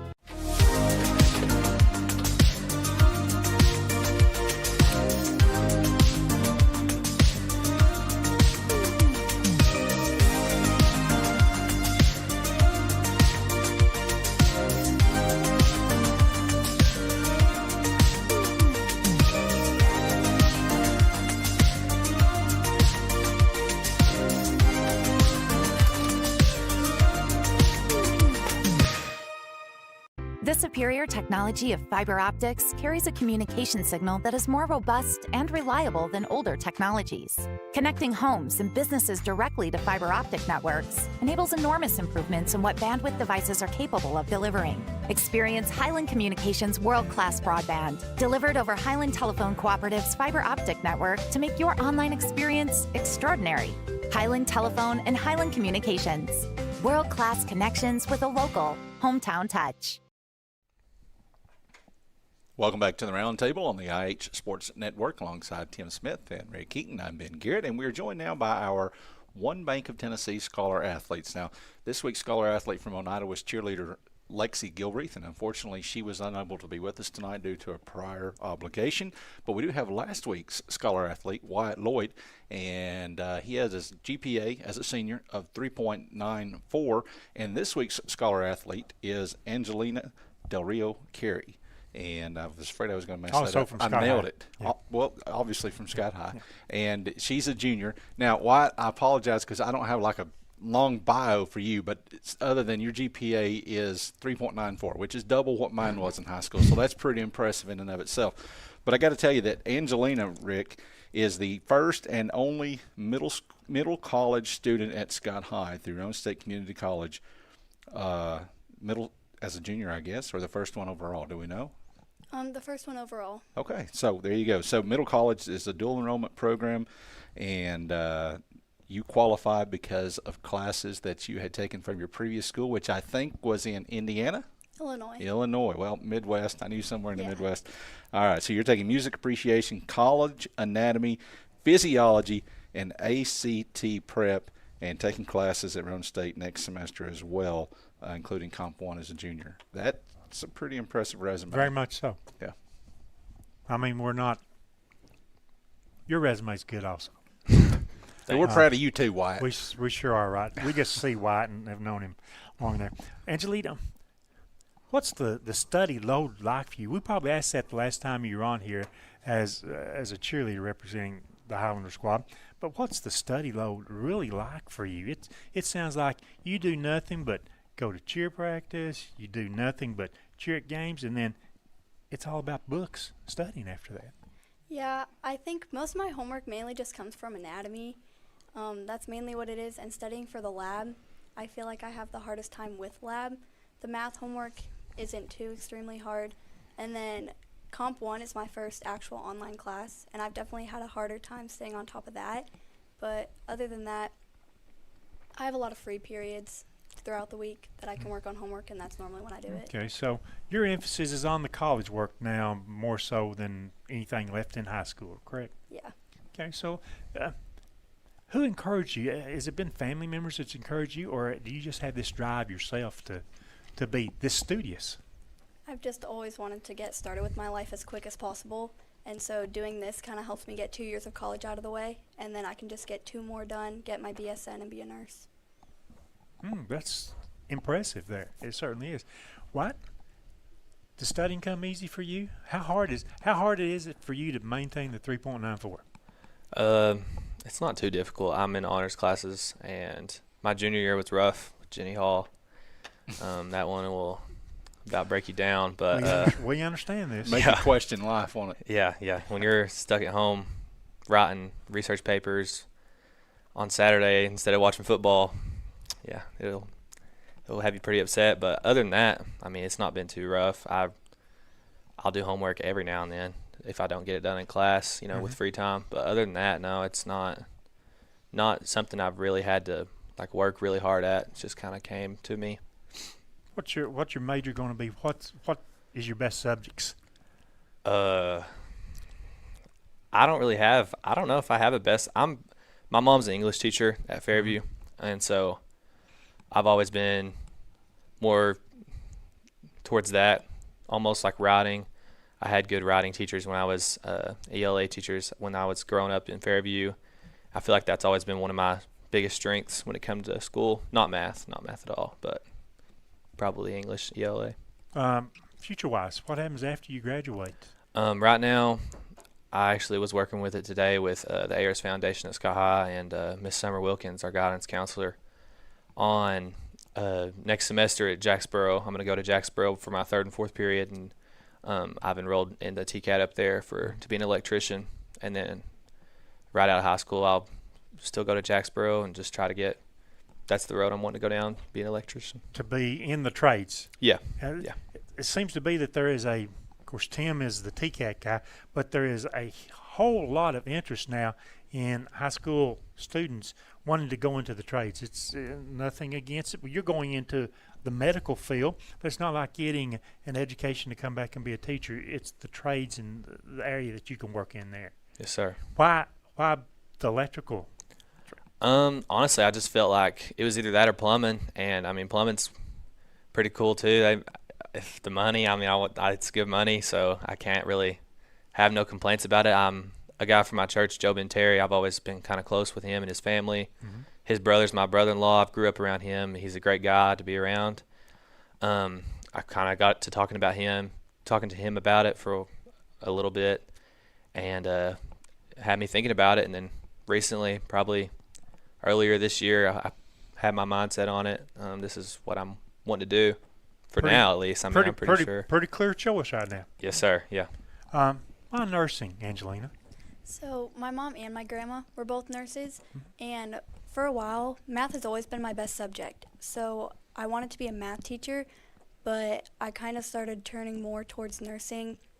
Honestly, once I started anatomy and had the chance to do middle college, and I looked more into colleges and just the nursing programs and everything, I preferred the route of nursing more than math. what nursing specialty do you want to do? Is it going to be just working in a doctor's office, hospital, or is it going to be more than that? Perioperative. So the person that people see before they go into surgery, I want it to be like the happy face that they see, kind of the encouragement, be able to pray with them before they go on, and just be the encouragement before they go into surgery, be able to take care of them before and after. From practical experience, that's very important. I really want to say that. This is your first year at Scott High, correct? How's the adjustment been? Coming from Illinois, way up there where it snows a lot more. I think the main difference was adjusting to the 4 classes a semester, because I was used to 8 classes, and my old school actually did it different than any school I've ever heard or seen of before, and so I guess just adjusting to that was different, but I also kind of like having the 4 classes because it's like less homework, I guess. Extra time to study and yeah, and everything. I understand that. Can you imagine taking 8 classes at a time? Oh, no, I wouldn't want to do that. Not at all. We wouldn't either. Yeah. It was 6 back in my day. It's probably only 3 when you guys went to school, but that. But 6 or 7. Yeah. I mean, it's. I find it interesting how you want the field that you want to go into in sort of that pre-surgery field. I don't know that I know anybody that specifically has ever chosen that at this stage in their life. So I really commend you about that. Of course, Wyatt is a basketball, football player. You're a cheerleader. Did you cheer or dance in Illinois? Yes, I've done cheer and gymnastics basically since I was 5, and then cheer and track since 6th grade. Cheer or gymnastics, if you had to do just one of those, which would you follow? So I actually quit gymnastics when I was 10, so I could do cheer, and that is a regret I had. But I also like the fact that I can cheer for school because gymnastics is more of an independent kind of sport. So I feel like cheer gave me more of the team bonding kind of experience, and then track is my individual sport. Okay, very interesting to see. I think 2 young people who know what they want to do, not just after this year, but for the next 5, 10, and the rest of their lives maybe. Yep. So I'm going to start with Wyatt. So I taught middle school. You said your mother was a middle school English teacher. That's what I taught. Now, I was out of it by the time my sons came through, but I always wondered what that was going to be like. Were you ever a student in your mother's class? No, actually, I'm very thankful for that. She was a middle school teacher. She taught 6th, 7th, and 8th grade ELA. And my 5th grade year, she moved down to, I think, 4th and 5th grade English ELA. And so I went up to 6th grade, she went down to 4th and 5th, and I missed her. But she wanted to have me, and it would have been rough probably because I wasn't. She would have definitely been on me pretty hard. She's probably one of the main reasons my GPA is how it is. She's always on top of me about stuff like that. It's important to her, so I tried my best to make her happy, and at the end of the day, she's happy, so it's whatever. So you had a narrow escape. Yeah, yep. Thank God. So that happened. So now here's the other question I would say, and again, I was gone by the time my kids were in the middle school age, but you were close. You had friends probably that had your mother in class. So now, what was that like? Were they like, man, Wyatt, come on now? Yeah, some of them. She's a very strict teacher, and if you talk to her outside of school, you wouldn't think so. She's very nice. She's easily approachable. She'll talk to you forever if you let her, and she's just an easy person to get along with. But when you're in her classroom, you're going to do what she wants, and she's going to teach you hard. And if she doesn't like what you've gave her, then I guess you won't see a happy side of her. So. All right. So now you're going to electrical class. There's many avenues outside of that class. You could be an electrician, a LLE. You can go around and wire people's houses. You could go to work for the union, which is a pretty good paying job. You could go to work for some of the Oak Ridge labs and things over there. Do you know which direction you want to go when you're done with that? I'm not sure yet. That's what I really got to decide. I would like a lot of people I've talked to that like go off on your own, but I would also like to get in on some of those Oak Ridge labs, and benefits are good there. Mm-hmm. Joe Ben, the person I was talking to, he does both. He works over at Y12, and then at the same time, he was with Terry Stevens, Amanda Stevens' husband, before he passed, and they kind of went into it together, and he was kind of job shadowing him, and then after he passed, he's kind of took it over, so he's doing both at the same time. And I think I'm going to go help him. I've talked to him about it after high school when I get free time, kind of go learn the ropes from him, as well as going to TCAT and studying and learning there too. And I don't know what road he's choosing yet, because he's not really he's kind of just doing them both, a lot of work at once. But he says that both ways are good, and both ways you can make a living out of. So it's a hard decision, but just pray about it and see what God leads me to do.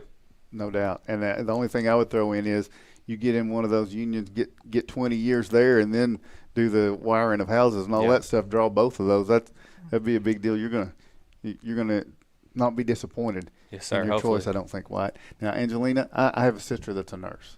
So, and you said that she was a nurse at Thompson Cancer Center. So, and you said you had other nurses in your family that caused you to get into it. What watching them, what did you admire that you thought that's what I want to do for sure?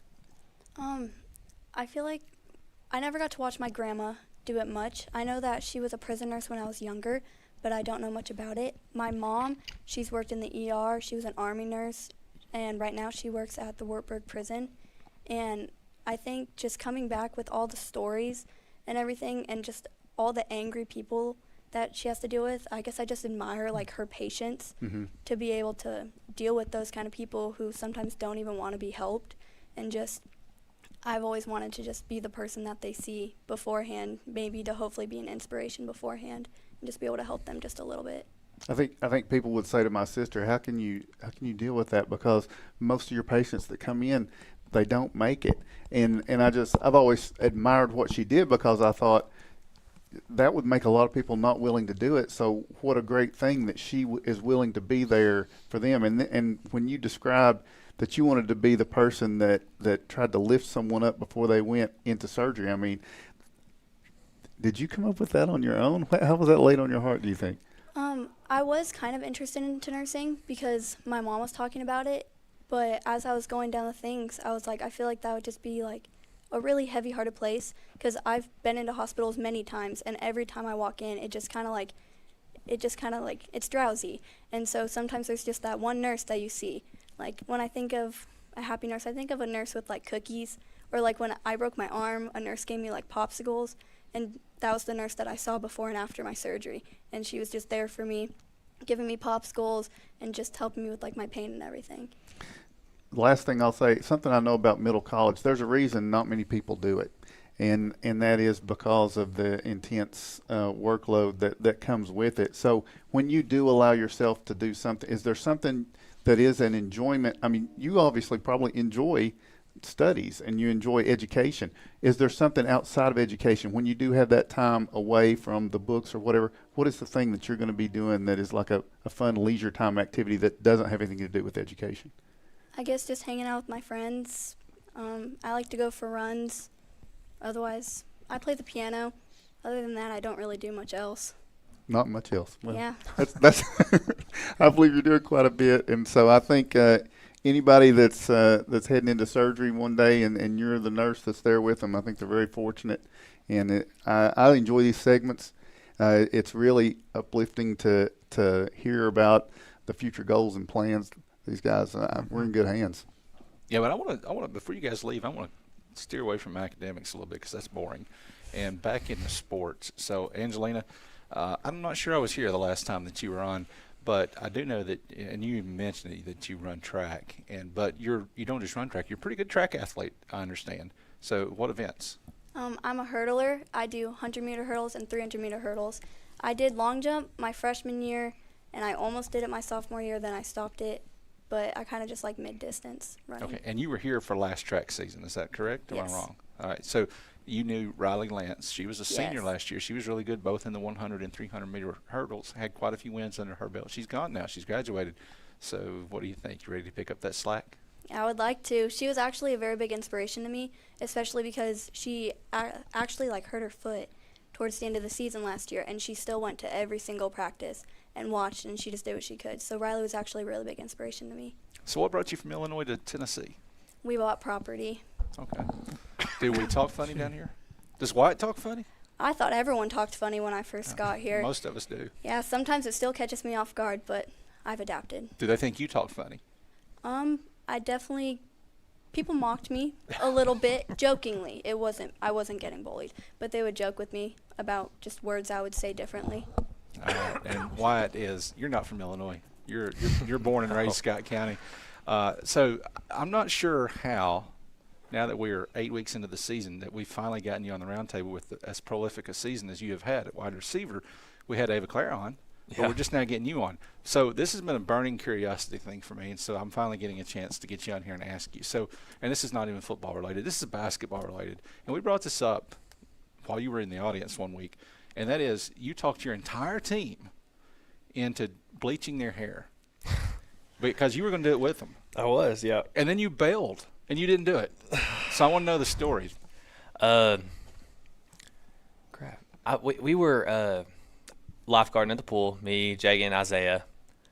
And I had recently got a buzz cut that summer.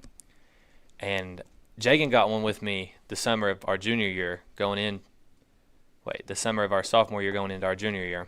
And we just started talking about it again, like, let's just do it again. Come on, like, do it. And then Jagan was the one that was like, we could bleach and buzz. And because it had become a thing, I guess baseball teams winning, like, rings and stuff and championships, and they would do it as a full team. And I was like, yeah, I'll do it with you. And then, like, from then we got on the phone with Amanda Maley, Sawyer Barnes' mom. Sawyer had Bentley Ellis to do it.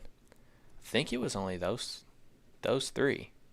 And I was going to do it. We planned. I texted my aunt, Christy Russ. Texted her on Facebook to keep it, like, low-key. And, like, hey, go buy the supplies and we'll get it done. Because I knew if I told my dad that it wouldn't work. Well, Christy texted my dad, or maybe it was my mom. She ratted you out. Yeah, she ratted me out. I would have done it. Trust me. I promise. I don't care about how I look that much. Okay, but Dad would not let me. He said if I did, he would, like, shave me bald.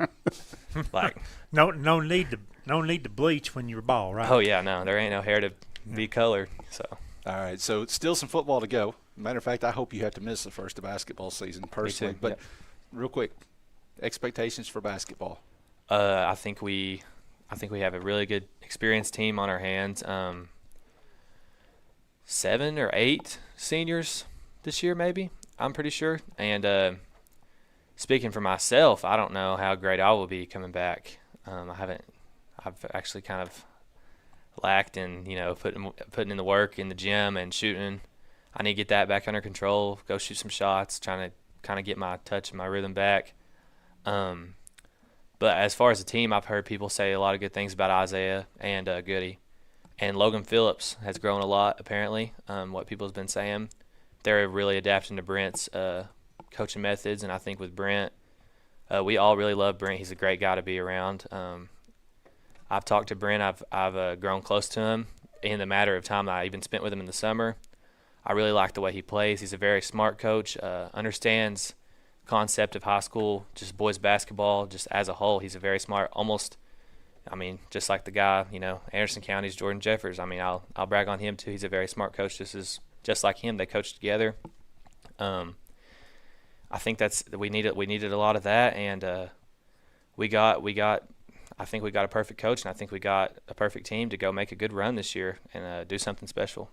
And I'll be highly disappointed in myself and my teammates if we don't do that. Honestly, it'll be pretty rough if all this works just for nothing, So.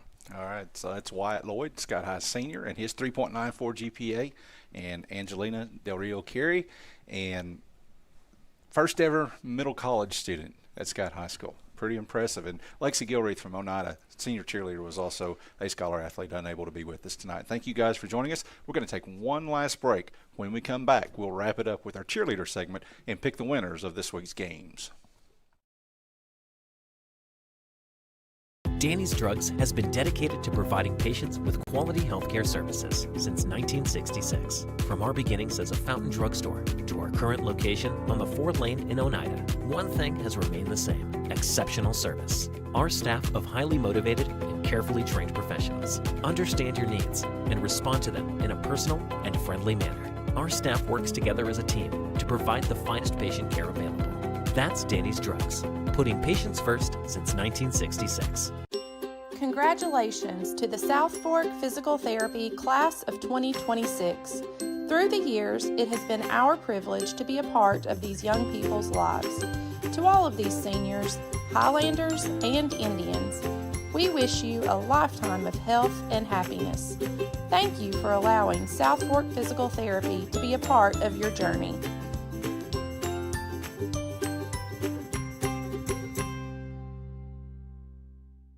Relive the moments that made history, on the field, in the gym, and across our community. From thrilling game-winning plays to unforgettable graduations, SFN has over 1,600 videos ready to watch anytime. Join sfn.tv for just $4.99 a month and unlock decades of local memories. Want to own a piece of history? Visit sfn.tv for digital downloads and DVDs of your favorite events. Subscribe or shop today at sfn.tv, your home for local sports and community memories.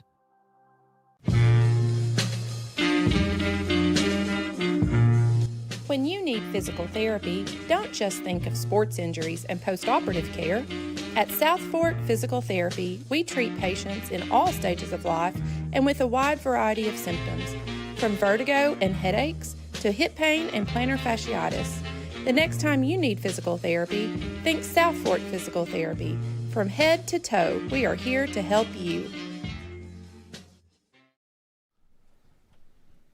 Welcome back to the Roundtable on the IH Sports Network. We're live tonight from the C. Michael Lake Technology Center in Hellenwood. This is our final segment, and as always, we end things by turning to cheerleaders and giving some cheerleaders their time in front of the camera. And we're joined by Oneida Junior Briley Rector and Scott High sophomore Chelsea Beatty. Chelsea or Chelsea? Chelsea. Chelsea, but it's spelled Chelsea. Yeah, okay. So, all right, so Tim Smith, we have talked to a lot of pageant contestants this year. I made the comment last week that it feels like every athlete, at least every girl who's an athlete in Scott County, has been in pageants because we talked to so many of them. But we have the pageant contestant here tonight because we've got the Miss Scott County Fairest to the Fair in Briley Rector. Briley, there was a lot of excitement. Obviously, anybody that wins at that level is excited. Mm-hmm. But there was genuine excitement. That was something you really wanted, that title, and you got it. So before we even talk about cheerleading, talk about that moment. I really don't know how to explain it. I was backstage, and they said my name like 8 times before I realized they were actually talking to me. So they were yelling at me to go out there, and I was like, what are we talking about? Like, I don't know what's going on. And so when it finally hit that it was actually me, it didn't feel real, and it didn't feel like it actually happened. So I was genuinely shocked. So now you have a new role in addition to everything else that you're involved in. You are the kind of the ambassador for Scott County for the next 12 months. How is that going so far? I've loved it. I've loved every minute of it. It's definitely going to be hard to balance everything, but obviously my mom's a lot of help in all of it, and Gracie Marlowe has been a ton of help throughout all of it. And I have a good group that I'm with. The other winners are absolutely amazing too, so I've been very lucky in that. Okay, so we talked about Briley's claim to fame. Now, Chelsea's claim to fame is she is, Tim, the daughter of the best trumpet player in Scott County. Did you know that? Yes. Did you know that? I did know that, up close. Did you know Tim Smith played trumpet? No. No. Did you watch the Scott County Auction Telethon maybe 2 years ago when Tim I think the and your answer's gonna be dad no. played together? No. Or she would. Maybe, I don't know. I think she was. So it didn't leave an I impression. think you might on have you. been there. I probably was. I don't know. I think you were there. Yeah. Yeah. So okay. So, your first year cheer. Last year you were a water girl on the sideline for the football team. I know, but and this year as a sophomore you abandoned Audrey Harness, your good friend. She's still down there. Now you're cheering. So what made you decide to get into cheering? Well, I danced my whole life, and then in 6th grade I decided to try it, and then went all the way to 8th grade, and then freshman year I didn't make it, so I was water girl. And Okay. Here I am. So I didn't realize that. So you tried out and didn't get it, and you tried again. So Yes. I mean, that takes courage Yeah. to try again. I like that. Okay, so you danced. Did you dance with Briley? Yes. Yeah. So both of you danced at Got a Dance Studio. So Briley, you've been on here. You were on here last year, of course, as a cheerleader. Maybe And the last this 2 year. years. Mhm. And this year? Yeah. Well, Yes, now she tonight. was. Well, no, she was on before, right? No. Not this Oh, year. were you no. not? Was that last year? Tim, that was last year. Kidding. Okay, so so Chelsea was she was cheerleader in middle school. You were cheerleader in middle school too. You were I not was cheerleader in not, middle school. Okay, no. well, nonetheless, your mother was a basketball player. Your She was. aunts were basketball players. How did you get into cheerleading? You know, I never really had any interest in basketball or anything else. They tried, they could not do it. I had no interest in it. But I did cheer camp when I was little, and then my mom put me in dance when I was 4, and I loved every minute of that. So it was more my thing, and I just wasn't into anything else. So your grandpa, what I don't know what you call him, but Brett Bond, Brett Bond is the chief deputy, Scott County Sheriff's Department, and he coached your mom and your aunts in junior pro. He coached your brother in junior pro. I'm sure he's probably coaching your cousin now in junior pro. Am I right? No, his mom, Alex, is, and Okay. Cody is. Okay. But was he the least bit heartbroken that you, just a little bit, that you chose cheerleading over basketball? You know, I couldn't really tell you that. He's still very supportive in what I did choose, and he's never shown me any disappointment, so I think not, but I could be wrong. You're shaking your I head, think Tim. there's no chance. No chance. No. I mean, Briley's been a dancer, you know. If you have Facebook, you know that. If you're friends, that's her thing. And the reason I want to explain for myself why I thought you had been on earlier this year. I do see Briley most weeks. We pass it in the hall, and we had the discussion. One of the other contestants was on, and she said, "Hey, she gave you my title because I answered a question right one week." And she said, "Oh, you could be Miss Scott County now." And Briley was upset with me. Yeah, she gave away my title. Right, So. that was not hers to give, Yeah. nor mine to earn. So, and we would have been in bad shape had I earned that. I'm glad it worked out the way it did. Yeah, exactly. I just Go wanted ahead. to say that's why I thought, for some reason in my mind, that she had been on there before this year. So what pressing questions do you have for these two? Okay, I'm going to start with Chelsea. Okay, and so Water Girl. Why did you choose Water Girl? How did that come about when you were doing that? Billy just came up to me and said, I need a water girl. So he told me to go find a friend, and then just got water thrown at me, all season. But, they got water. They got water. So now, and Ben asked you about playing a trumpet and things like that. Did you ever do anything musically growing up? I did piano. Okay. Did you like that? No. Yeah. I was forced. Oh. Don't tell Dad I told you that, though. Same thing happened to me. She didn't tell us that, John. Wait a minute. Who forced you, Daddy or Mommy? John. Dad. John. Yeah. So the piano didn't go, and then so you moved on to something else. So you knew at an early age. How old were you when you tried to Play piano? or decided this is not for me? I was like 9 or 10. Yeah. Well, I'm crying every day because of it, but now I got my way eventually. Does that seem to work pretty well? Not really. Okay. All right. So now, as a cheerleader, what has been the toughest part in the first year of being a cheerleader? Probably the summer camps. Yeah. They lasted all day long. And We I all got tired. I asked this question a lot. Was there a particular cheerleader that had been there that welcomed you in, that made you feel welcome on the squad, that's been a good friend for you? Definitely Amy Sturgill. She makes sure I know everything, even whenever, I probably do. I just don't overthink everything.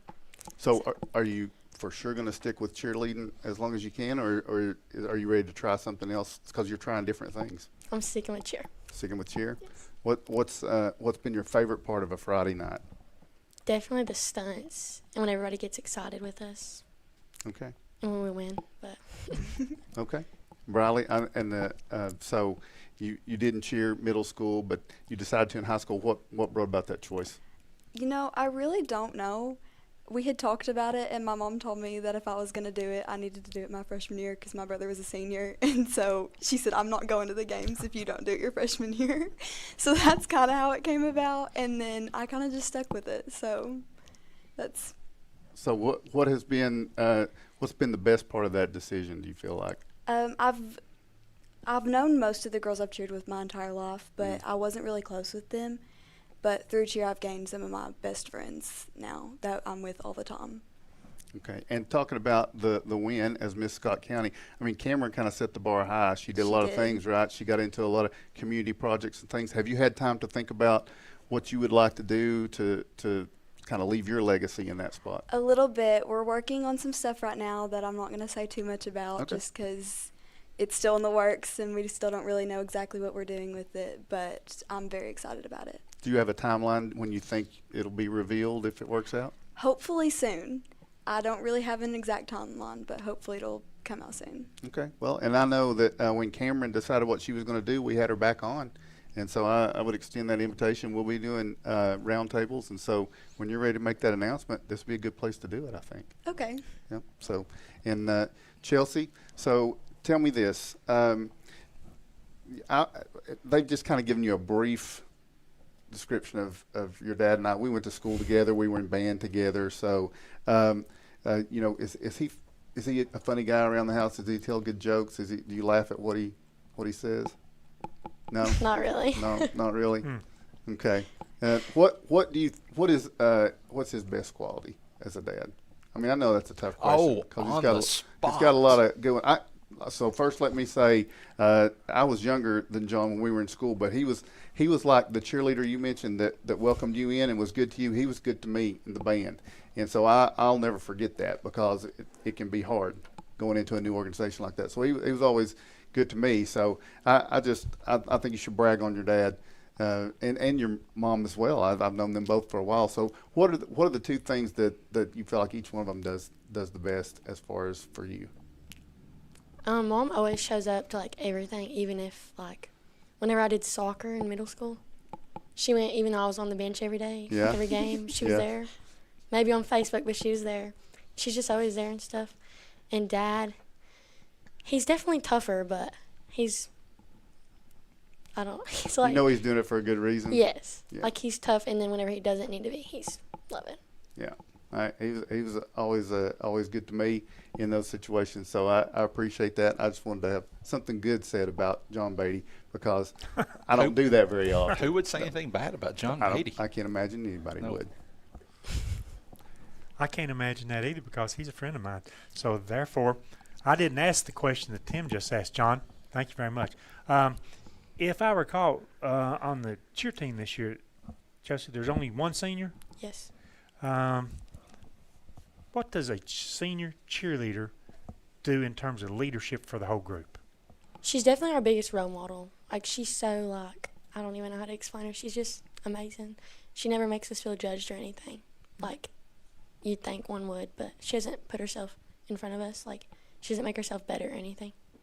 Will there be a lot of, assuming everybody comes back to cheer, will there be a lot of juniors next year? Because you'll step up, you'll be a junior, so those juniors will be seniors. Will there be a lot of potential seniors next year on the cheer team? Hopefully. I know a few that are trying out that have never done cheer, though. So. Okay. So this is your first cheer opportunity at the high school level. Mm-hmm. And I'm assuming you're going to cheer for basketball. Yes. Do you know or have an idea which one you like best? You got more room outside for the football as opposed to being crammed in a little bit for basketball. Do you have an idea which you think you'll like the most? I definitely like football more because they're not, like, in your face. But whenever it's basketball, you got to, like, watch out or they'll come flying at you. That's true. Do you do any of the tumbling routines? No. Okay. Well, it's always interesting. Will you be working on that for the next couple of years, trying to get where you can tumble? I'm trying to get it back, but I don't know. I didn't back in the day. That's a good question. Do you do any of the... A little bit, yeah. A little bit? Come easy to you in trying to do tumbles and routines that way? I've done it since I was little, but there's definitely some things that have not come easy to me, but what I have now has. I want to get away from cheerleading and athletics a little bit. Have you thought much about, Briley, what the future's going to hold for you, what you want to do college-wise, and what field that you might want to enter into workforce later on? Yeah, I do plan on doing cosmetology. I'm dual enrolled right now. Okay. But there's definitely some other things I want to do. I've thought about something in dance. Not quite sure where I want to go with that, but I do want to continue dancing. And I know it's a big stretch, still a couple, 2.5 years for you, Chelsea, but have you thought about post-high school, what you want to do? I want to be a cosmetologist, too. You guys know each other all the time, don't you? I mean, so, of course, you're, Misty's mom was a cosmetologist. Does that have anything to play into how you want to do it? It did. I definitely want to fill in her shoes a little bit. Okay, well, very good.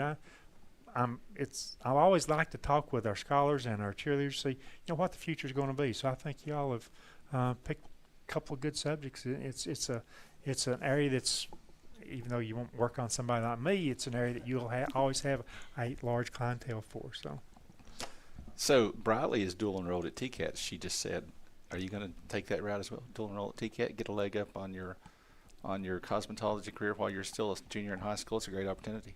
I'm pretty I did that, Tim. Good job. You can stay. All right. So what we're going to do now, because you're old hat at this, you may not know. We're going to pick the winners of this week's games. You do know. Okay. So do you watch a lot of high school football, other than Scott High, of course? Not really. Do you watch a lot of high school football? No. Okay. Well, this should be fun then. Okay. So we'll start with Oneida's region. All right. So Oneida this week. What a big game, Tim Smith. Oneida hosting Polk County. Now you don't watch a lot of high school football, but this is a huge game this week. I do. All right, Oneida and Polk County both 4-4. This is, Tim, if we talk about playoff scenario, Oneida still controls their destiny. Mm-hmm. Nothing really changes, though. Nothing hinges on this loss, except for they stay in the running for a region championship if they win. If they win, they don't wrap up a home playoff game.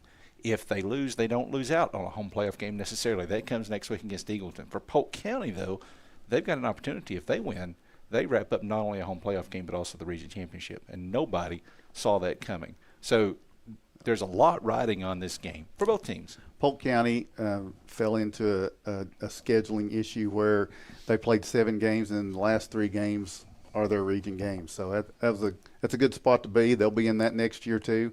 But they've got to come to Oneida. So I know the Indians are in the crowd are going to hope to make it a miserable place for Polk County to try to play football Friday night. So Briley, we're not going to ask you to pick a winner of this game because you're going to pick Oneida. Yeah. But what we are going to ask you is, what does Oneida have to do to beat Polk County on Friday night? I don't know how to answer that question, so I'm going to say score. There you go. Well, that's always good. Always works. All right. So what Tim mentioned, the crowd. Got to have a big crowd on Friday night. Got to have a loud crowd on Friday night. What is your role in that? You and the rest of the cheerleading squad. Our main thing is just to try to get everyone involved and try to get them cheering on our team. Okay. So we don't ask her to pick if her team's going to win, but I am going to ask you, who do you think is going to win on Friday, Oneida or Polk County? Oneida. You think Oneida? All right. Should be a great game on Friday. Tim, what does Oneida have to do to beat Polk County? I think if you get a couple of scores ahead, strike quick. Polk County's not really built to come from behind, and I think that's going to be the key. I think they need to jump on them. All right. The longer they hang around, the more trouble you're in. Eagleton stepping outside the region this week. They go to South Green, 2 really good teams playing up there. Eagleton, of course, upset by Polk County last week. They're 6-2. South Green also got beat last week in what was probably a little bit of an upset. They're also 6-2. So, Briley, what do you think, Eagleton or South Green? I'll go with Eagleton. You're going to go with Eagleton, Tim?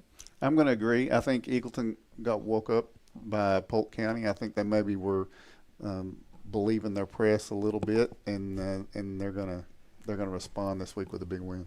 How about it? Eagleton. You're gonna go Eagleton because these guys picked Eagleton, right? No, I just feel like they're good. I don't know. Okay. They have a fancy name. I don't. No fancy name. Well, some people look at colors, look at the fancy. They're name, the Royals. Whatever look. How fancy can you be? Rick, Eagleton or South Green? I think Eagleton rebounds. Okay, so I would be the lone dissenter there. I'm going to say South Green because South Green's a really good football team. It's at South Green. And, strange things tend to happen at South Green sometimes in those close games. Should have paid closer attention. Yeah. All right, Smith County at Tellico Plains. Now, Tellico Plains was everybody's pick coming into the season, Briley, to win Oneida's region. They've struggled. They're in 4th place coming into this game. Smith County, this is a non-region game. Of course, Smith County's a pretty good football team coming off 27-13 win over Moore County. Who are you going to pick? Can you say those teams again? Smith County and Tellico Plains. Smith County. You're taking Smith County on Yes. the road, Tim. I think so. I've been hearing Tellico Plains quarterback has been playing less and less. So, yep, Smith County. Tim, you're not Tim. Rick? No, I'm not. I have no idea. I'll take Smith County because Tim said so. Smith County. All right. I'm going to make it unanimous because I'm going to pick Smith County, too. Smith County's a good football team. Okay, so those are all the games in Oneida's region. Scott High plays host to Wartburg. It's senior night. A whole bunch of seniors that Scott High is saying goodbye to on Friday night. Wartburg comes in at 2-6. Scott High is 5-3. Wartburg lost 55-0 last week to Coalfield. Same drill as when Briley was being asked. I'm not going to ask you to pick a winner, but I am going to ask you, what does Scott High have to do to beat Wartburg? But she's already said score more points. She's already used that answer, so you can't use that answer. What does Scott High have to do to beat Wartburg other than score more points? During home games, they usually come out strong, but if during halftime they just get their heads in it again and come back strong again, then we should have it. Okay. Just stay strong the whole time. Okay, I like that. Rick, what does Scott High have to do to beat Wartburg? Control the line of scrimmage. I think it's very possible that we could pitch a shutout, and I think that would be such a huge compliment to the Highlander defense and the entire coaching staff to be able to do that. Briley, I'm asking you for a winner, Scott High or Wartburg? Scott High. Agreed. Yeah, Scott High will name their score on Friday night. And I'm sorry to the folks from Wartburg because I know there's some folks watching, but yeah, this game really That's honestly why I shouldn't be said close. just shut out the other team. Yeah.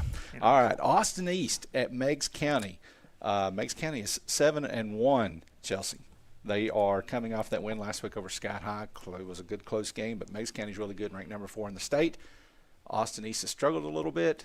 Who you got, Austin East or Meigs County? Meigs County. Rick? Meigs County. Riley? Meigs County. Tim?